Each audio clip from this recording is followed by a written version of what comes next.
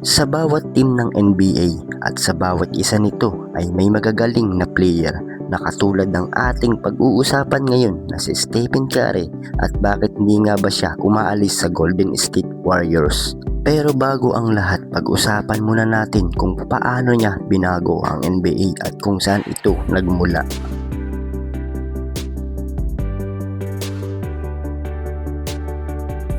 Sa loob ng halos dalawang dekada, from 1990 hanggang 2009, ang opensa ng NBA ay pinatatakbo ng majority ng mid-range game. Patunay dyan na si Michael Jordan na ginawang palibigasan ang style ng play na ito. At siya ang naging gold standard ng mid-range jump shot at siya ang naging mahusay post-ed moves nito. Pero sa pagpasok ng 2009 at 2010 NBA season, pumasok si Stephen Curry sa liga bilang 7th overall pick ng 2009 NBA draft na magdadala ng pagbabago sa paglalaro ng liga tulad ng pagbabago sa isang klima.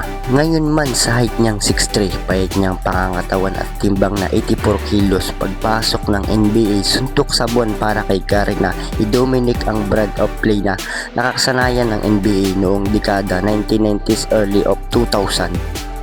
Kaya kahit ang mismong university ng kanyang ama na si Del Curry, ang Virginia Tech, ay umayaw what he could offer as a shot shooter, dito pumasok sa eksena ang Davidson College na may pipitsuging basketball team na nagbigay ng pagkakataon kay Stephen Curry. Pero sa kabila ng lahat, hindi naman sila binigo ni Steph ng epesto nito ang Davidson Wildcat sa mapa ng NCAA basketball. Ang mga ito ang naging 7th, 2nd, 3rd noong 2007 NCAA season.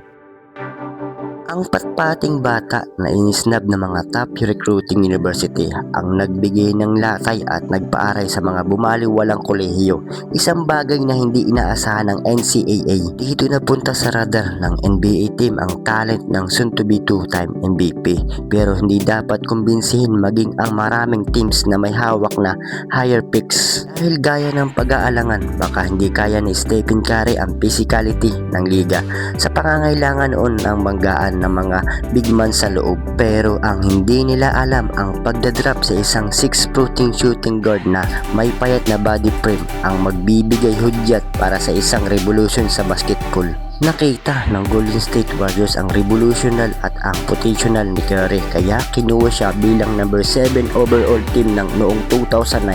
Decente naman ang kanyang unang dalawang season at may porsyento mula sa 3 na 44%, pero inaantala ang paghahatid niya ng pagbabago sa NBA nang mangyari ang pinangangambahan ng maraming team na nag-alinlangang i-drop siya. Sa nakalipas na 7 taon, unti-unti nang nauso ang ganitong tira na naobliga ang mga teams ng mga nag-adapt sa Golden State ay particular na sa kanila ang ganitong tira para lang makasabay sa opensa ng Warriors. Sa ngayon talagang kilalang kilala natin si Stephen Curry pagdating sa shooting at ito rin ang dahilan kung bakit hindi siya umaalis sa Golden State Warriors. Sa kabila ng pinagdaanan ni Steph, marami ang pagsubok ang kanyang hinarap at ang kanyang mga skill ang inisnab ng mga university NCAA, pero hindi nawalan ito ng pag-asa. At dito kinuha siya ng Warriors para patunayan niya ang kanyang kakayahan, at sa pagkakataong ito hindi niya malilimot kung paano siya binigyan ng pagkakataon ng Golden State Warriors, at ito rin ang dahilan kaya hindi niya